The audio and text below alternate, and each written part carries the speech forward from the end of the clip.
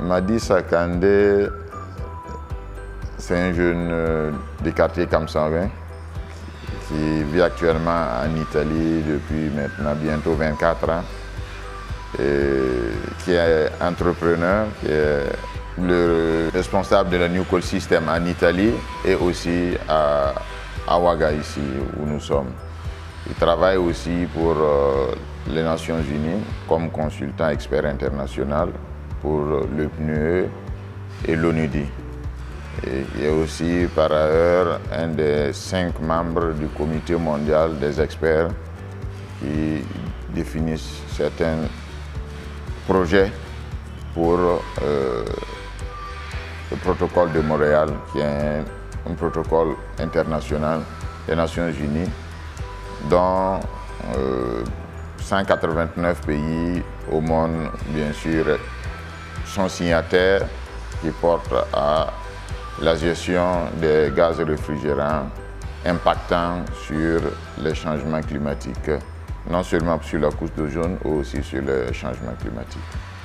Je suis aussi président de l'Union des associations africaines des acteurs de la réfrigération et de la climatisation, qui regroupe 46 pays africains. Donc, voilà qui est Madi Sakandé et qu'est-ce que je fais comme activité.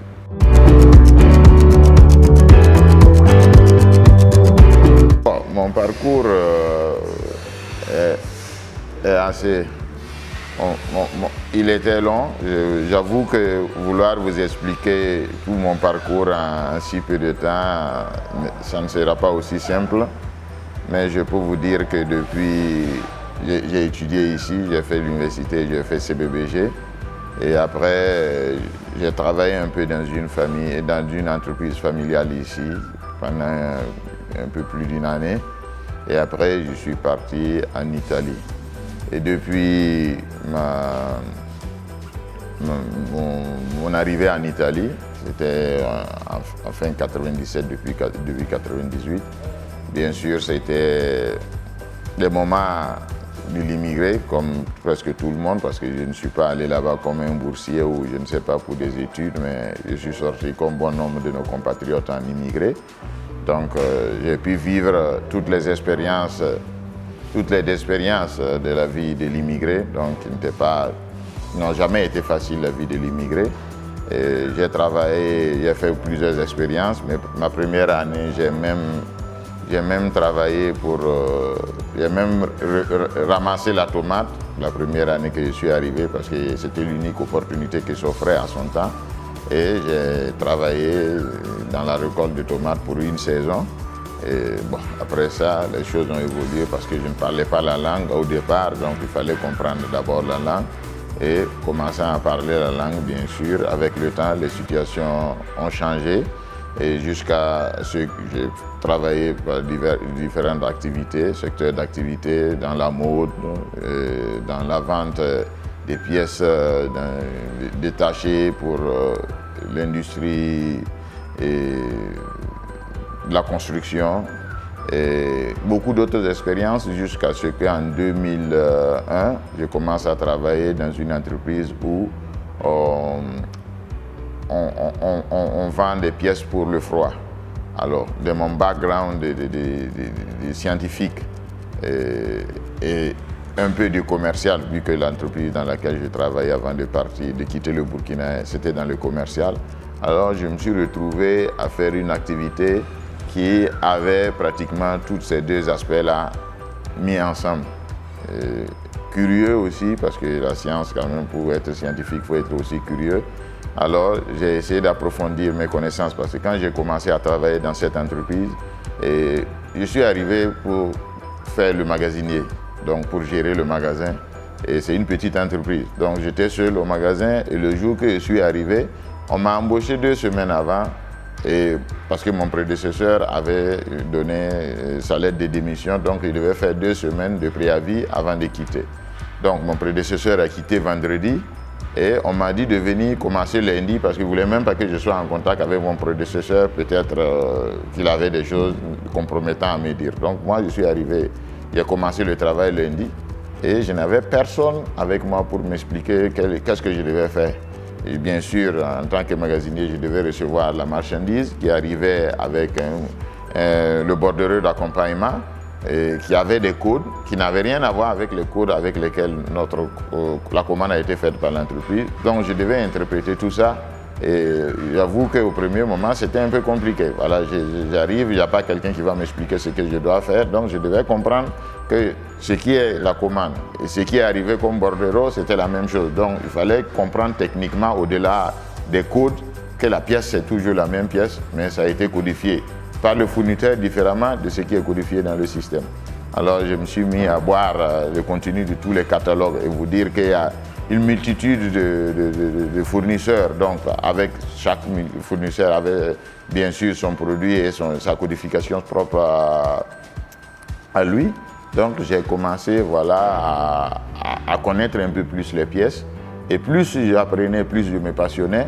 Et à un certain moment, je voulais justement commencer la formation pour avoir vraiment les compétences techniques nécessaires du secteur.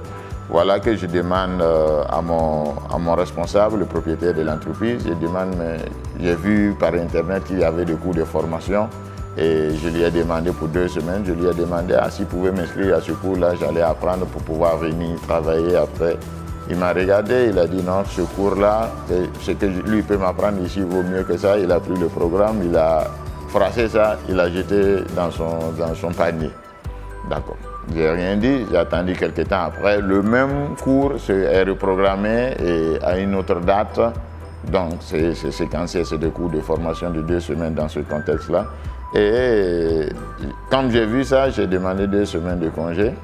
Je suis allé payer de moi-même et j'ai fait la formation. Quand j'ai fini la formation, je suis venu montrer l'attestation à mon employeur à son temps. Il a complètement changé de couleur parce qu'il ne s'attendait pas. Il croyait que moi j'étais allé en vacances, aller me promener. Par contre, je suis allé apprendre quelque chose qui allait lui servir à lui dans son entreprise. Donc voilà, c'était le début de mes sessions de formation. Après, j'ai suivi d'autres formations toujours dans le secteur. Jusqu'à, j'ai pu un master dans la gestion des denrées périssables, donc dans la technique de conservation dans le domaine du froid.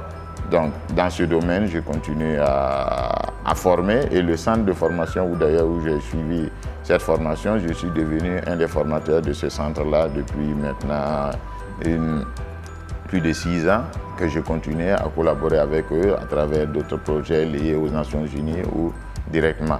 Donc cela, c'est pour démontrer ma volonté de continuer à apprendre. Et cette entreprise d'ailleurs, de magasinier, je suis devenu agent comme technicien commercial. Et technicien commercial, j'étais devenu le responsable commercial quand j'ai quitté l'entreprise en 2009. Fin 2009, j'ai quitté. Quand j'ai quitté l'entreprise, j'avais 80% de chiffre d'affaires dans ma gestion. Et en 2010, mon propriétaire, mon employeur que j'ai quitté, l'établissement là où lui-même il a appris les métiers, ça s'appelait Call System. C'est cette entreprise-là qui tombait en faillite parce que son titulaire est responsable avec l'âge. L'entreprise n'avait pas d'héritier, donc l'entreprise est en train d'aller en faillite après 3 années de bilan négatif. Donc il était en train de fermer. C'est cette entreprise que j'ai repris et de Call System qui s'appelait, c'est devenu New Call System parce que j'ai ajouté le New pour dire que c'est de nouveau. Et depuis 2010, l'entreprise, grâce à Dieu, quand bien même on est parti au grand milieu de la crise, parce que la crise a commencé en 2008, en septembre 2008, la crise économique. Grâce à Dieu, ça va, j'ai porté un peu d'innovation, donc ça a permis de sauver le travail de ceux qui sont là-bas. Et j'ai aussi pris d'autres personnes qui travaillaient en outsourcing, qui collaboraient avec nous dans l'entreprise. Et voilà que la New Call System travaille en Italie depuis 2010 et en 2018, donc déjà en mai 2018, donc 3 ans de cela, j'ai décidé aussi d'ouvrir, pourquoi pas, au Burkina Faso, vu qu'avec le temps, on comprend l'importance du froid pour des pays comme les nôtres. Et j'ai décidé de venir ouvrir la New Call System ici à Ouaga. pour porter l'expertise que j'ai acquis là-bas, que je pense humblement que ça puisse être utile pour le développement de notre cher pays et de notre continent d'ailleurs. Parce que le secteur du froid, c'est un secteur important pour le développement de l'agroalimentaire. L'Italie, le pays où je réside, où je suis maintenant citoyen, c'est un pays qui s'est développé après la Deuxième Guerre mondiale grâce au secteur du froid, parce qu'il n'a jamais eu rien dans le sous-sol, ils n'ont jamais eu de matière première particulière, mais ils avaient la terre. Donc, si vous regardez la carte du monde, vous voyez que l'Italie, c'est une presqu'île, donc il est dans l'eau. Donc, ils ont développé le secteur de l'agroalimentaire.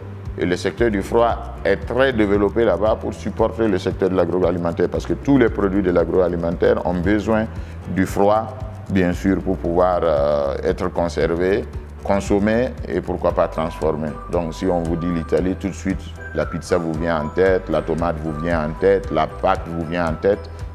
Mais tout ça, c'est dans le processus du froid. Sans le froid, on ne peut pas produire tout ça. Et il y a beaucoup d'autres choses qui sont faites en Italie. Donc l'industrie de l'agroalimentaire, de la transformation et autres est bien développée en Italie, plus que n'importe quel autre pays en Europe.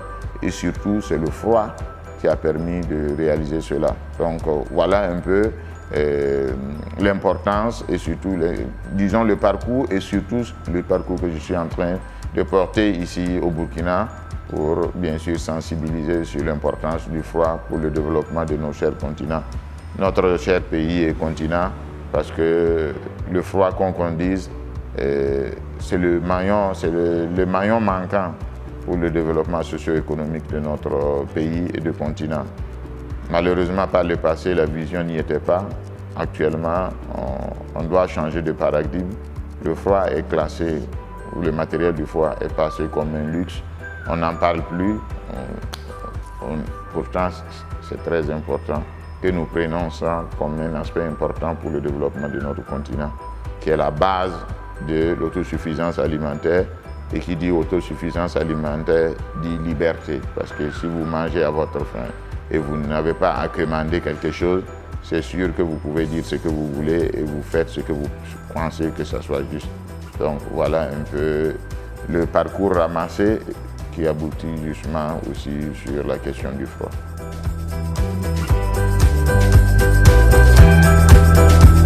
Boama TV, l'autre télé by Pro Org.